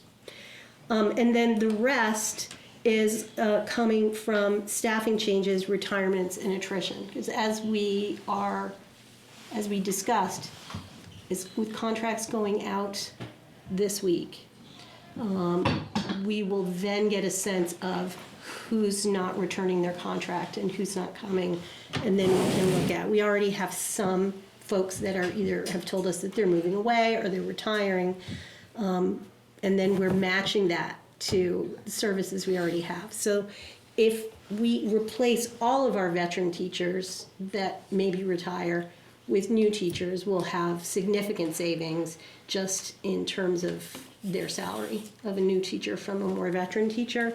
And then as we are also aligning at MVU with the schedule to make sure we have class sizes that meet the state class size ratios. We can, for example, if English 9, we might have had, say, 5 sections of that. So kids could take it in the morning or the afternoon, depending on where it fits in. We may have only 4 sections of that, so that the class sizes, maybe before they were 16, now they have to at least average 18. So we're consolidating some of those sections. When all that comes together, we'll be able to really see where those specific savings will be, but we know that that target is 287. When we cut a section like that, does that impact student schedules? Absolutely, which is why we're doing it really carefully. Like Jen DeSorger, Tyler, Dan, Christy, all in the same room, going through what the students are choosing to do, how many sections are going to be required. Sometimes that will mean, no, you're taking English Block 2. That's just when you're taking it. You don't have an option of taking it in the afternoon. And English is probably the easiest thing to fit into your schedule. It's not a great example. But yes, so those are where the reductions in the expense budget are coming. And again, it's after we get all the contracts back that we really can see specifically. But these are the bulk of it right up here. So here's what vote 2 draft looks like based on the conversations from last week that Laura has prepared. The overall budget of $52,153,854 is a $287,000 decrease from the first draft. And that results in a 2.3% increase from current fiscal year expenditure to the proposed budget. The revenue is the other half of that equation, and we are adding $285,000 in revenue. Most of that is excess cost or extraordinary cost for special education now that we have better numbers. That's consistent with what you heard as well. Yeah. So that revenue has been applied as well. So that total adjustment to ed spending from the previous budget is $572,000 less. So ed spending is going down in this budget by $572,000. Our long-term weighted average daily membership, that's what that LTWADM means, which is how students are counted in a weighted tax system, as ours is still the same, 3228.17. And that has now means that our spending per student under that weighted student measure is $12,173, which is significantly below state average or county average even.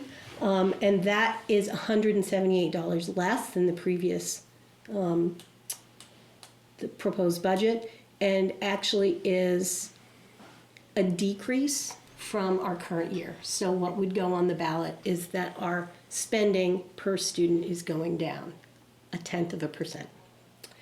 The yield that we are using, as we discussed last, is from the January 22nd Education Fund Outlook prepared by the State of Vermont Joint Fiscal Office that had the seal of approval from Governor Scott, and that is $9,373. And that is an increase yield, and again, the yield's like a seesaw. So if the yield goes up, your taxes go down. If the yield goes down, your taxes go up. So that increased yield is better for our taxpayers. Our equalized tax rate, which is the tax rate based on our education spending divided by our long-term weighted average daily membership, that's most driven by our budget, is going down 10 cents in this version. And then after the adjustment for common level of appraisal and statewide revenue and spending, even after that CLA adjustment, our tax rates, the local tax rates, will still be going down. I shared that at Swanton Enhancement, and that was, there were some nodding heads and smiling faces when I was able to share that news. So the tax rate in Franklin would go down 3 cents to $1.55. In Highgate, it would go down 4 to $1.36. And in Swanton, it would go down a penny to $1.46. All of which is positive, which is why we were very strategic with those numbers. This is what the ballot language would look on that the voters will vote on. Shall the voters of the Missisquoi Valley School District approve the school board to expend $52,153,854, which is the amount the school board has determined to be necessary for the ensuing fiscal year. The MVSD district estimates that this proposed budget, if approved, will result in per pupil education spending of $12,173, which is 0.1% lower than per pupil education spending for the current year. Nice. I'm glad to see that, but we're allowed to put that it's lower in the, Yes, we have to put lower or higher. okay, in this, because That's otherwise legislative. it's, yeah, otherwise it's just a number, Right. which we're not telling anybody anything. Yeah, we have to say lower or higher. Okay. Our goal was make sure it was lower. Our goal was make sure that that number Even if it was said only lower. $10, we want it Yes. lower, right? Yes. Yeah. They keep changing, you know, the wording used to be so onerous that the average person couldn't understand it. Was that 3 years ago we changed it, the state changed it? They used to, what you used to have to say, they changed it. But They still brought back the per pupil spending percent change. A percent change is really hard because schools that spend a lot, maybe their percent change isn't that much, and it looks like they're spending not much more. And schools that spend a little, that maybe have a percentage, a percentage of a small number is very different than a percentage of a big number. But I'm not in charge, so the state does what it does.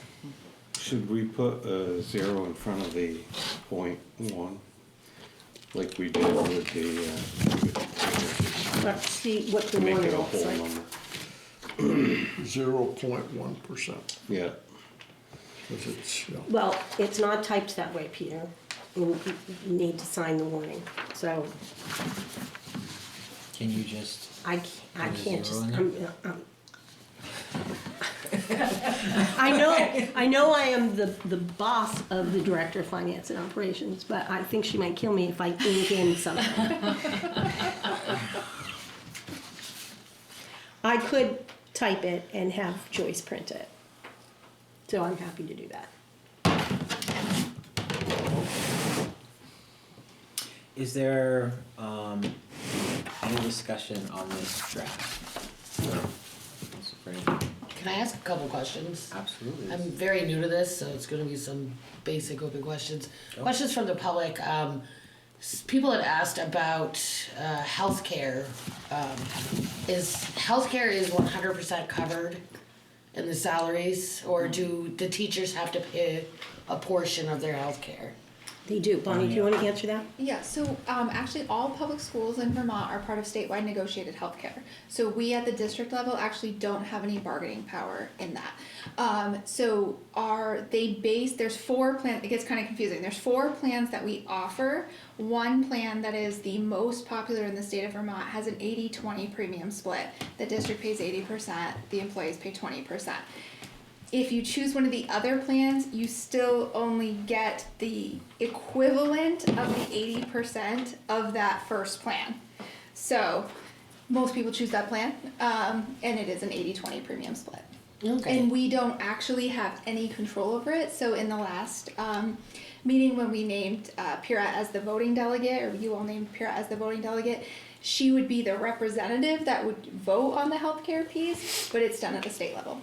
That's good to hear, because Swanton Village talked about, for their employees, they're now paying 10% of theirs, so that's why people asked, if people, like teachers, were paying a portion of theirs, so Sure. 20% is twice as much as 10, so. Ask away. What else you got? Honestly, I'm gonna probably abstain from a lot of this. I'm gonna meet with Laura on Thursday and ask questions and learn, and Great. I'm very new to this, so I feel uneducated to even pass, a vote on this, honestly. My question would be, how are we getting this information out to the public about the budget? Like, what methods are we using? So we have obviously our informational meeting. Mm-hmm. We have a budget book online that has a great deal of detail, especially if you click on the tabs at the top that can break down into the school level, as well as the district, and can go into what the different department budgets are and so forth. Yep. And we do videos that go out that talk about our school and promote the budget itself. We typically do, and this isn't when we have a longer period of time. We do flyers, we go into the newspaper. Signs. Signs to remind people to vote. So it's a combination Where of they promoting get it. that there is a vote, as well as promoting the school, as well as where to find more specific information about the budget. And how many people are usually showing up in these informational meetings? Maybe 3. So that's not a very good turnout. So I guess, Well, we have to hold them, obviously. I guess my next part is, how do we get the word out there better? Are we sending emails to parents from the? Absolutely. So they Regularly. They are all getting Yep. it. They know about We the do informational posts, meetings. we send them videos, we send Text them message. text messages. We use Okay. Parent Square. We have, JR has done, and we're working with the parent-teacher organizations in the elementary schools as well, because approximately 18%, well, first of all, maybe much lower than 20% of voters vote on school budgets on town meeting day. And then of that, I think, please don't quote me, I mean, I'm on TV, but JR, I think, told me it's 18% of our families vote. So it's not, we really need to do a lot. A lot of parents just assume it's gonna pass. Right. And so, in the timing of town meeting and vacation, a lot of times people go, oh, it'll be fine, and they're not worried about it, or they're just getting back from break and getting their family settled, and they're not thinking about going out and voting, or even voting early, which is why we promote that you can vote early, you can vote absentee ballot, you can, do a variety of ways. Yeah, we have a whole communication strategy that begins in like October that we push out. And it's tricky. It's very tricky. But we work hard to get the right information out to folks. I think Peter could tell you, working as, with the ballots, JP, and I know in Swanton, we get such a poor turnout. Mm-hmm. We get such a poor turnout. When it passes, it's passed by less than 20% of the people. When it fails, it probably passed by, some years we don't get 10% of the voters casting a ballot. And I've talked to people in Swanton Village, just like, oh, I know, they don't come to the meetings. I'm busy, I've got this, got that. I can't remember the last time we had more than 10 people at our public information meetings. We had about 30 at the last one. It was like probably our biggest one. How many? That's a Swanton. town. Not Yeah, our- you'll do bigger than not the our, school does. You know, Not the our biggest information. problem I see is a disconnect. Since we went through Act 46, we used to be town, village, and school held it all on the same night at the same place. And so sometimes the school went first, sometimes the town and village followed us in some order.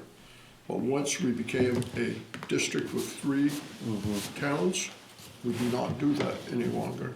And I don't know why, except I guess they don't, you may not want us, but it's, Well, it's confusing too, because people for a long time thought they were still voting on a Swanton school budget, Right. which isn't the case. It's a unified budget and a unified district.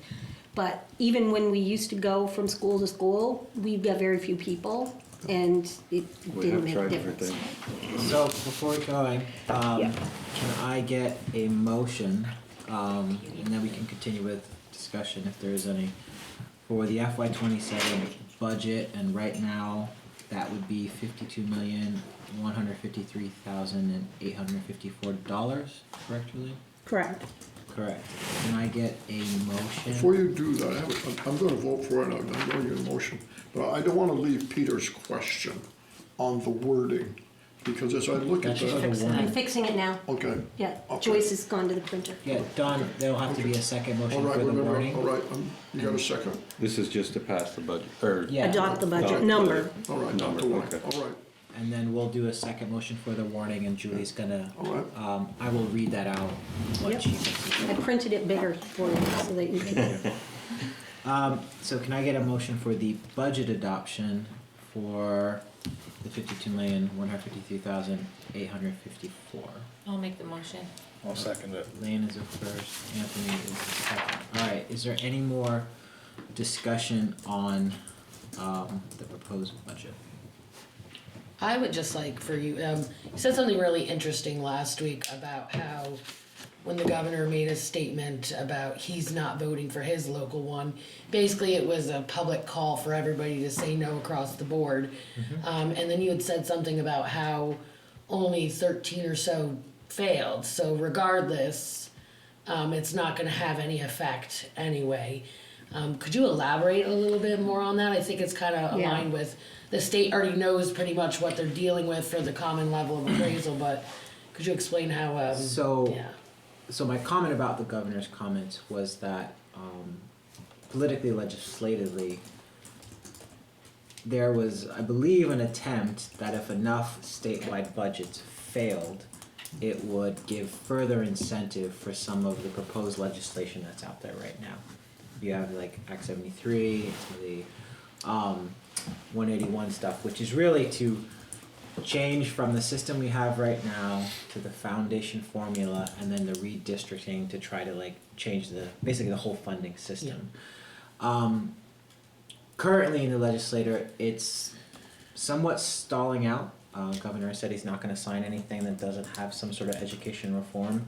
So I think, and I haven't spoken to the governor about this, but that was sort of a call to hopefully have like that movement that happened a couple years ago where enough budgets failed that it was like a call to action. The majority of budgets passed. And so what that means is that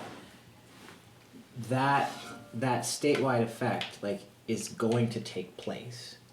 And so we can fail budgets, but like we're still paying for the other districts under the current funding system for all those other districts because it's all pooled together. So Maple Run Pass, Burlington, all the ones in Chittenden County. So our ability to affect that, which in turn will affect our taxes regardless, like There's basically nothing we can do to, no, to affect that. It's not like it's at its point. It's a legislative process, and the only thing that we would be doing at this point is just chipping away and removing services. Like our previous budget already was a level service budget, so we're just maintaining the services that we provided last year. We're not expanding upon it. We no longer have the parking lot, so that's out of it, and so not passing future budgets, all it's going to do is just take away services, take away teachers, and take away more while the other districts have already added theirs. And so that's what I was trying to say, that I understand that a lot of people were trying to send their message and it's their right to vote any way they choose, but the problem is like at this point we're just going to hurt what we're offering our students. And we're already, if you look at that chart, Julie can bring out that chart, like you can see we're well below state average in per pupil spending. State average is about 15 something, right? Yeah. About 15,000. We're well below that. The other thing is that our effect on the budget is actually a decrease, even with the statewide factored in. So if it was just up to us, we'd have even more of a reduction. But we have to account for what the state is going to send us and charge us anyway. So like that's and that's something to messaging that I think is really important, and I have called this out, that there is a lot of just incorrect information that especially goes out on social media, that people think that I'm not voting for this budget because it'll change something bigger. My property taxes and stuff, and at this point, contact your legislators because one, any change that's going to happen isn't for the next year. Like we're voting on next year's budget, and so whatever they're proposing to change is for years after that. So it's just gonna hurt our students. And already again, like Maple Run past theirs, like we already have different things. So I just think it's important for people to realize, like, especially parents, you need to go out and support it unless you want to see us having to potentially further cut servicing from what we offer. And again, we have a very lean budget compared to other years. So those were like my comments. Does that explain it? Yeah, absolutely. No, I understood. I just felt for the public to understand. Absolutely. Happy to say it. Okay. So you had Elaine and Anthony? Yep. Did we vote or we're still in discussion? We did not Okay. You did not vote yet. Okay. Is there any other discussion, comments on it? I thought you answered the question well.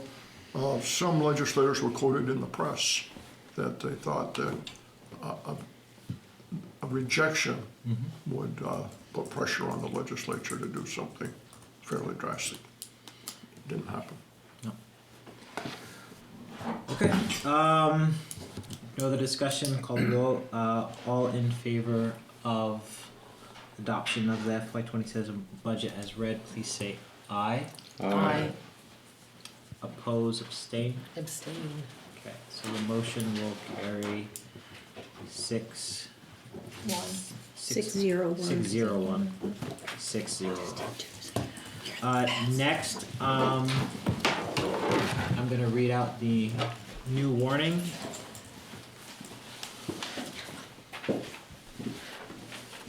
Here it is. Oh, 0.1. You have it, Peter? Okay. I'm gonna read the warning and then I'll ask for a motion. Warning, annual meeting, Missisquoi Valley School District. The legal voters of Missisquoi Valley School District, consisting of the towns of Franklin, Highgate, Swanton, are hereby notified and warned to meet to transact the following business by Australian ballot in their representative polling places, hereinafter named for each of the above referred towns on April 14th, 2026, at the polling places and times hereafter listed. Article 1. Shall the voters of Missisquoi Valley School District approve the school directors to expend $52,153,854, which is the amount the school directors have determined to be necessary for the ensuing fiscal year. The district estimates that this proposed budget, if approved, will result in a per pupil education spending of $12,173, which is 0.1% lower than per pupil spending for the current year. Said persons and voters warned are further notified that voter qualification, registration, absentee voting, and voter procedures shall be in accordance with Chapter 43 and 51 of Title 17 VSA. The legal voters of the school districts are further notified that an informational meeting will be held in person at Missisquoi Valley Union High School Library and electronically via Zoom on April 7th, 2026 at 7 p.m. for the purpose of explaining the budget items to the voters. The link to access this virtual meeting will be posted on the MVSD website, MVSDschools.org, and MVSD social media prior to the meeting. Polling places and times: Franklin Town Hall, 5326 Main Street, Franklin, from 7 a.m. to 7 p.m. Highgate Sports Arena, 243 Gore Road, Highgate Center, 7 a.m. to 7 p.m. and Swanton Village Municipal Complex, First and Elm, Swanton, from 7 a.m. to 7 p.m. Can I get a motion to approve the warning as read? I still go back to the question, well, when you had moved on to the budget, does 0.1, which Peter suggested, which I think is a clarification, what does that really mean? Is it 1/10 of 1%? Yes, lower than the current year. 1/10, all right. Do you think most people will understand it written like that? That's my concern. Well, it's a statute. We have to You have to do it that way. You can't put 1/10 of 1% in narrative. No, we have to do a percentage and higher or lower. And it has to be numerical. I think it's clear like that. What's that? I think it's clear like that. I don't, but that's all right, I'm gonna vote for it. Well, how else would we write it? I think a narrative might be more accurate. Okay. I mean, we didn't 1/10 write a of narrative 1%. before, though. It's okay. It's a good point, yeah.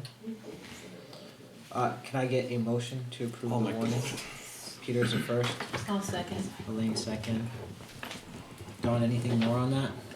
No, I appreciated what Peter did, because I was thinking the same thing. But I knew there should be a zero before of it, but I didn't know if a narrative, if people ask 1/10 of 1%. But I'm not gonna make an issue of it, but I can see where people are gonna be confused. Fair enough, yeah. The only other thing I'd say to your point about getting the word out, because this is a special vote, like town meeting day, we kind of assume everybody knows, you vote on town meeting day. I don't know, like we did postcards before, I don't know, and we did flyers last time. I don't know if we send stuff out to the voters to let them know there's gonna be a special vote. Chances are we'll have a lot fewer voters this next time. We typically do. Yeah. But we will work as many parents as we can. We'll get as much as we can in the community. Sending out the mailers is tricky because, well, you all kind of know how the mail is right now. Any of them. We didn't, our side of Highgate didn't get them. It is $3,000 to $5,000 every time we do Yeah, it. So, and we're hearing, the people who get them like them, but it's not getting to everyone. I got mine this time, which was exciting. Like Dawn said, the signs, we just have to get We have to the get it word out out there. April 14th, we're gonna have a vote on the school budget. We'd be better off printing out flyers and having them in more public places, because having just in town clerk's offices, I go in the town clerk's office once, maybe twice a year. People don't Right. do that. They go into the libraries, they go into the general store, they go into the bank. Yeah. If we Things can like that. Yeah. have them out in the public more and not worry about mailing them where they're not getting received. Wonder, Yeah. How early are the towns, Highgate and Swanton, willing to use their signboard to Yeah, remind people? I can ask JR about that. Check out the signs. And the MVU sign, we can And start MVU early. sign, Don't yeah. forget to vote next week, you know, Especially things like get that. parents there, right? Yeah. Can I get, I'm gonna call the vote. All in favor of approving the warning as read, please say aye. Aye. Abstain, opposed? Abstain. Motion passes 6-0-1. Yeah, on that point, I mean, I think we have, what, 2 weeks? So, or it's like 4 weeks from today, so just trying to put out as much information, If we get good as weather, possible. sunshine, everybody will be in good mood. Just have Joyce bring them snacks. Definitely. We can't buy the book, so. Also, I don't have to cook. By the way, Joyce, I do appreciate you hosting the meeting here. I know it's not a scheduled week, so thank you. My pleasure. We always like to have people come to Franklin. Snacks tilted it over. I was like, just got snacks. I was gonna ask Julie, why did you decide to come to Franklin tonight? That's why. I hope I didn't let you down. It was a quick turnaround. Joyce, I was trying to get him to meet here every month, but Oh, I'm worried about weight gain. For everyone. I'm probably not healthiest. Okay, so All right. if I can have Everybody board sign. members sign this? All right, anything else on that before I move on to future agenda items? Okay. Future agenda items, we have physical ed standards, alternate education, extracurricular participation. Our next meeting, Will be the 14th, will be the budget. that We sounds won't- familiar. Well, we have the 7th for the informational meeting. The 7th will be the informational meeting, so our next meeting is actually the informational on the 7th. correct. So that, Can we change the 14th? Just because some of us go down and count the votes. We I certainly- sign there because there are other people, the chair and vice chair usually sign first. Just on any line, it's fine.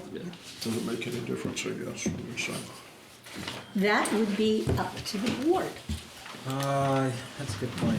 The next meeting is the 14th. What better way to spend the night than while you're waiting for the vote than to have a meeting? Yeah. Because today's meeting is pretty much acting like the 24th meeting. It We is, just in had to add lieu time of for the that, so we ballots. would just be moving it all up, potentially.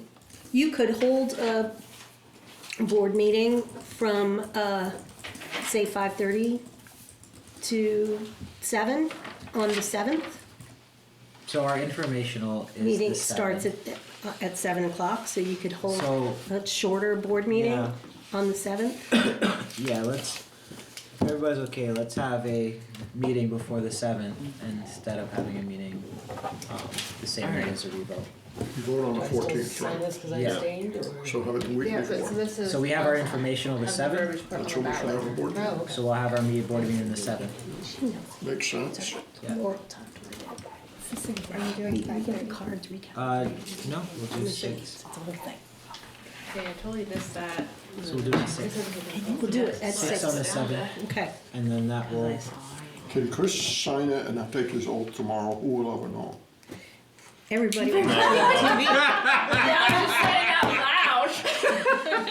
loud. you gave it away there, Don. Can you delete that part? So can you go in tomorrow and sign it? I think it's important if you're a board member that you sign it and you're highly respected in Highgate.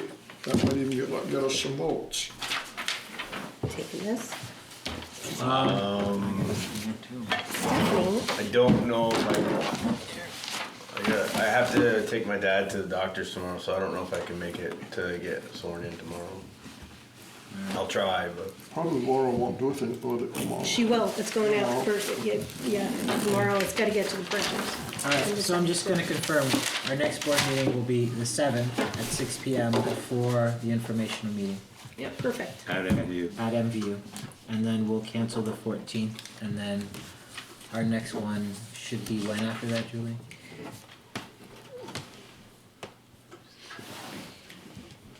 I can probably just do the math in my head, but it's just, It's fine, we can discuss it on the 7th. have it up. Well, it's linked right to the agenda. The informational meeting's at 7. It's at Yeah. 7, Mhm. and our board meeting will be from 6 to 7 before the informational. So it'll be the 28th, Yeah. would be the next one after that. Okay. And that one is scheduled for Highgate. After the 7th, so that's the 28th. 8th. The 28th, okay. Okay. Alright, if I see nothing else, can I get a motion to adjourn? I'll move to adjourn. Second. Franklin's like, he's just trying to get you a spot or something. Yeah, we have a thing, me and Peter have a thing. Some nights Stephanie's gonna second it before he makes the motion. Yeah. Alright, all in favor of adjourn, say aye. Aye. Alright, we are adjourned, thank you. Thank you, everyone. Thank you, Joe.